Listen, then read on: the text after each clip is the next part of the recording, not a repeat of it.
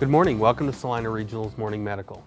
Today's program, I have with me Dr. Richard Toon. Dr. Toon is a cardiothoracic surgeon with Salina Regional Health Center. Thank you for being on the show. And thank you for having me. I think we'll start out by telling the viewers just what exactly a cardiothoracic surgeon does.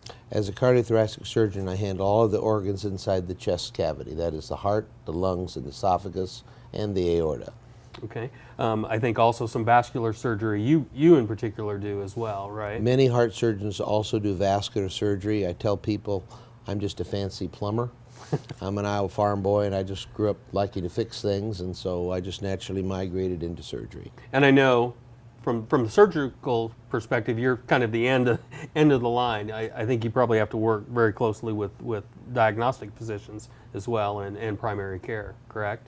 Correct. The family doctors may suspect something. For instance, a patient gets chest pain when he or she does something, shortness of breath, and in Kansas we tend to be pretty much all think we're John Wayne the Duke, and so people tend to grin and bear it and go a long time, and so they may not see their doctors, and so when they finally do, they may be far along the road. In fact, many times they come to the emergency room, been out working in the fields, and then suddenly just run into a brick wall and end up coming to the emergency room, and so they may come in with a heart attack, and we have to move a little bit quicker on them.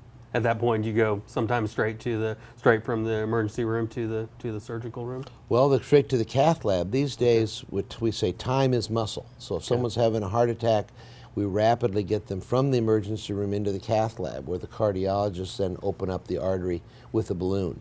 Many times, they could just open up one artery and there are other ones that need to be done, and then they'll call me in to do some bypasses. Okay.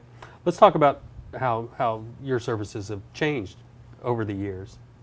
Well, when I started back in the 70s, when I was a surgical resident, for instance, we used to keep people asleep after open heart surgery for several days, at least 48 hours, just schnockered on a morphine drip. Nowadays, we get them up and around very quickly.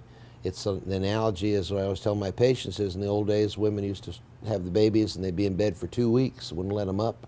And of course, they get all sorts of problems, clots in their legs, etc. And now it's kind of like, congratulations, Mrs. Jones, you had a girl. Go get her and feed her. And the same thing with hearts. We get them up very quickly. Well, many times they'll be up in a chair the night of surgery and walking the day after. They go home quicker and they do better. Okay.